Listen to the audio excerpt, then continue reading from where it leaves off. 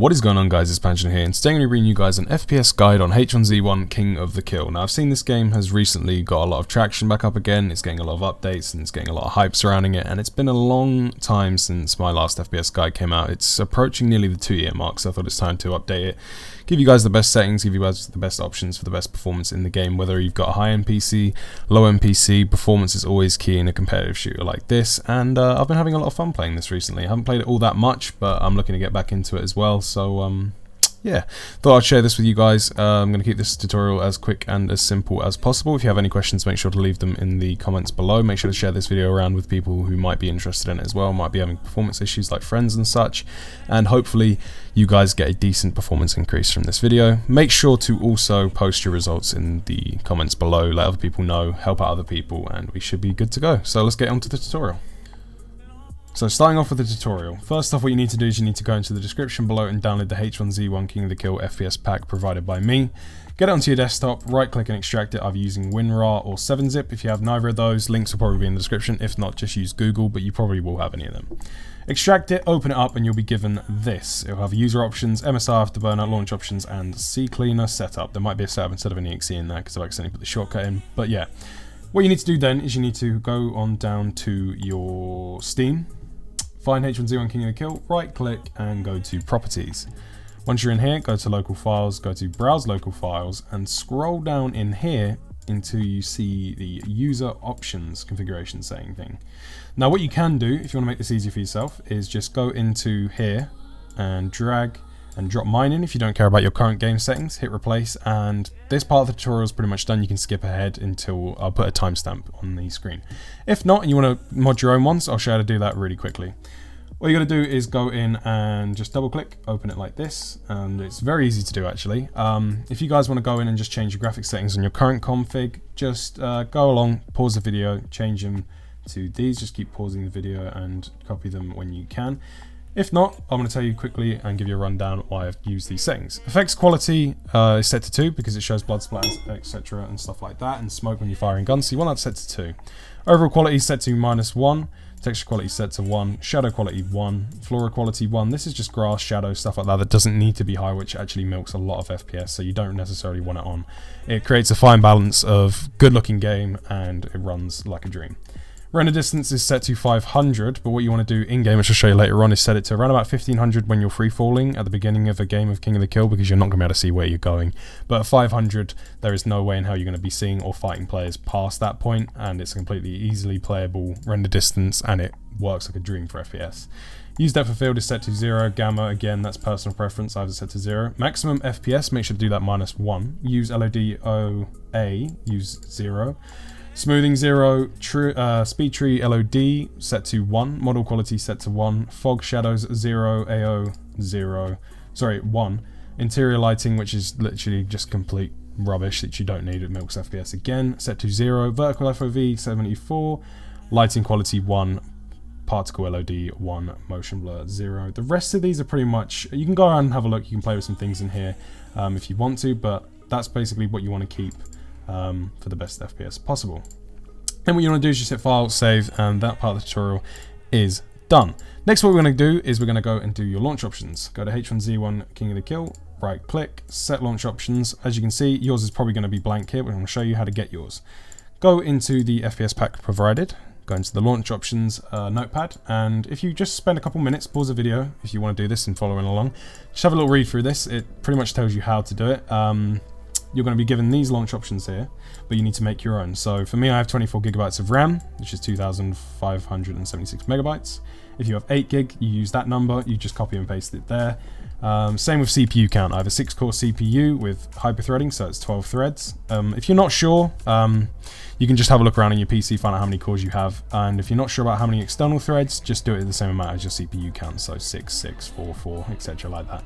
And you'll be given these. Once you have your own launch options, just copy and paste into here, just like that. I'll do it for you again.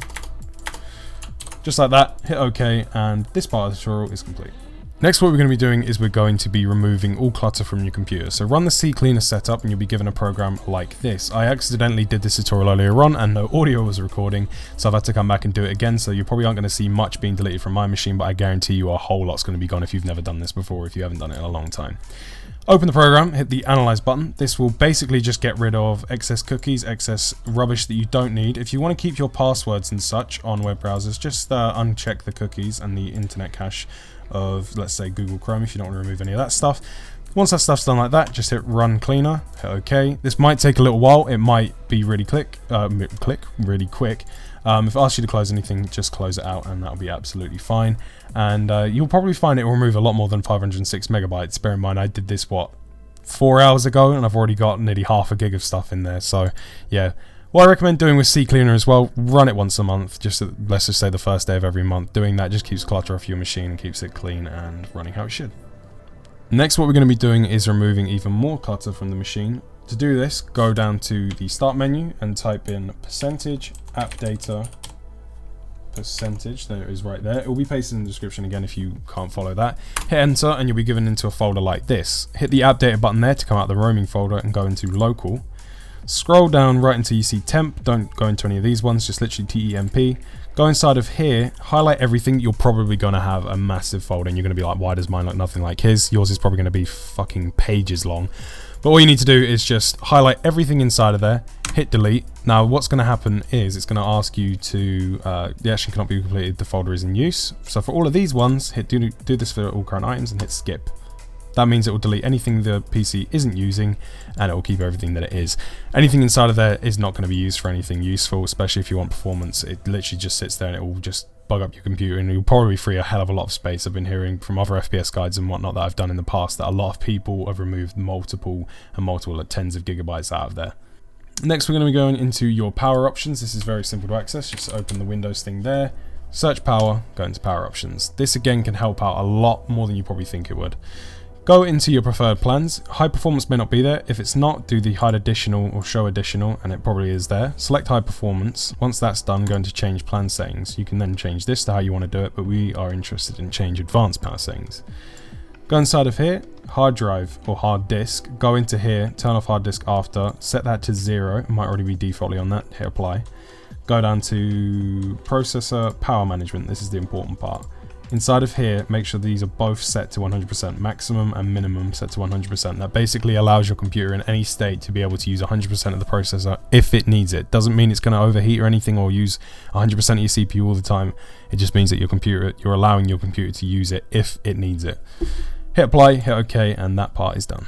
Next, we're going to be disabling excess services and starter programs which happen when you boot your PC, which just enables a hell of a lot of programs to be open that don't need to be open.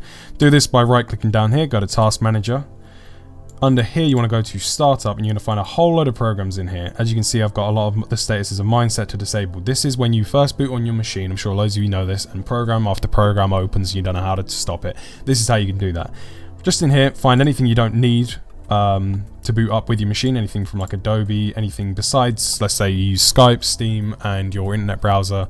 You only really need them to boot when you're actually going on your computer. So just right click on all of these ones like Microsoft OneDrive, just hit the disable button.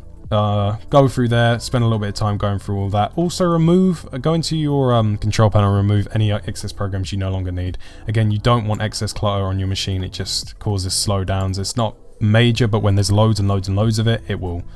Now, next part is something that many people neglect, and that is downloading the latest drivers for your graphics card. A lot of people just think that once they've got a driver installed to their graphics card, it's good to go forever. No, you kind of want to look for a new driver for your graphics card at least once a month. I'd say is a pretty good bet. So if you have an Nvidia card, just search GeForce drivers into Google. Both links will be in the description below, so if you have an Nvidia card or an AMD card, you can just click on the links in the description, but it takes a 2-second Google search. Go to geforcedrivers.co.uk and input your graphics card details here. So say I've got a GTX 900, go for 900 series, and 970 will be here. Select your operating system and vice versa. Again, you can do that for AMD cards as well, AMD GPU drivers, and you'll be given right to the right website. Again, both links are in the description below. Go through here, update your graphics card. If you haven't even done it in the last even month, go here, do that. That will also help. Next, what we're going to be doing is doing a disk cleanup and defrag. Easy to do. What you need to do is go to the File Explorer down here, go to this PC. Now, do not do this if you own an SSD. If your Windows or games are installed to an SSD, you can actually damage an SSD doing this. If you have a hard drive, it's completely safe, and if you're not sure which you have, just ignore this step entirely. But if you have a hard drive, right click, go to Properties. This part here is safe to do for an SSD, the disk cleanup. Go into here, select anything in here, files to delete, run it. It might take a while to do, but it's definitely worth doing. It's going to remove a whole lot of clutter as well. But go into Tools, Optimize and Defrag Drive, go to Optimize. Make sure you're doing this for a hard drive, this part. You do not want to be doing this for an SSD because it can ruin the lifespan. Select any of your hard drives you want to defrag. It might say 0% fragmented, but just run the Analyze button, then run the Optimize one, defrag it, and close. It's pretty simple to do. It might take a while. You'll probably be sat there. The worst it's ever been for me has been about half an hour. So just stick an episode of a show on or something like that. Go get yourself a drink, and I'm sure by the time that's all done, your hard drive should be defragged. For the next part, what you need to do is you need to go into the MSI Afterburner setup. You can extract it and just run the setup like that. Install it. Once it's installed, you'll be given a program like this on the desktop or anywhere. Just search for it on your PC, MSI Afterburner. Double click to run. This is an overclocking utility. I know that word sounds scary, but we're not really going to be doing much with it besides turning our fan up. Turn it off of auto, which yours probably is, and set your manual fan speed to around about 80 to 100%. PC might be a little bit louder, but you definitely want to keep those temperature down, especially whilst you're playing games, because if you have any latest model of graphics card, it has an inbuilt technology which basically takes it. If it goes over a certain degrees, it will then pull the clock back, which will make your graphics card slower to keep the temperatures down. But if you turn the fan speed up manually, you can eliminate this issue. Turn your fan speed up, hit the tick button. You can also apply a small overclock. What I like to do is I like to do plus 50 on the core clock, and I like to do plus 50 on the memory. It's a very safe and small overclock. Might even give you a little bit of a boost. If you find your game crashes, just turn the overclock down, turn it back to 0. It's not scary. Using a utility like this, you can literally not break your graphics card by doing anything to it. The BIOS are locked and stuff now, so overclocking is pretty much completely safe. So there's no real risk in doing this. You can scroll down here as well, find your GPU temperatures, your CPU temperatures. That's your cool little utility as well. You can have a play around with it and do benchmarking stuff if you want to push your graphics card further, which I would recommend you do, but only if you know what you're doing. Now, for any Nvidia users out there, right click on your desktop and open the Nvidia control panel. I'm sure if you have an AMD card, you can probably follow some similar steps to this, but unfortunately this is just for people with Nvidia, and it'll only take around about 30 seconds to go through. Go to Adjust Image Settings with Preview and set it to Use the Advanced 3D Settings tab. Hit Apply if it wasn't already set to that. Go to Manage 3D Settings, and now pause the video on different parts here, set it to Global, and copy all of my settings. If you haven't been in here before, just pause, change yours to the corresponding ones, and you'll be good to go. The main two important ones are right here. Multi-display, set to single display performance mode. Even if you have two monitors, I have two monitors connected now, you still want it set to single. Power management mode, this is the most important here. It will be on adaptive by default. You want it to be prefer maximum performance, and then you want to hit apply. Make sure you copy the rest of these settings as well. Just pause, hit apply, and you are done. Now guys, there's only one more part of the tutorial, and this is an optional part. If you go into the description below, there'll be something called time resolution download. It's literally a little exe which it lowers your DPC latency times and can also help out with frame times as well.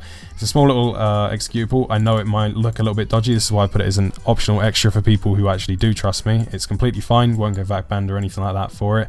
So it's completely fine and safe to use. I use it for every game. So literally all you do is you just run it as an administrator, or I tend to do it as an admin. You probably run it normally, and just hit the maximum button, which will lower your time resolution, which basically allows all like the USB interfaces and stuff and the latency to be dropped as much as possible, which overall should give you better inputs and lower frame times, which is completely great for what you want for gaming.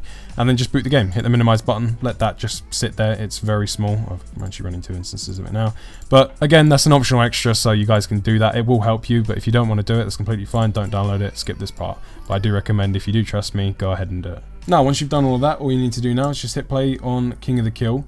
I'd recommend maybe using the Steam frame timer, but I'm going to show you my game running now, and you'll notice a significant FPS increase. If you guys could go down to the description below again, let me know, let other people know what sort of frames, what sort of improvements you've been getting. Make sure you share this video around as well if it's been helping. If you have any more questions or you're not sure on how to do something, just hit me down in the comment section below. I'm sure someone else might even help you as well, but I'll do my best to get back to you and help you with any issues you're having. I'll also be providing other FPS guides for other games as well, so have a look around on my channel, and you might even find some FPS guides for games that you currently play.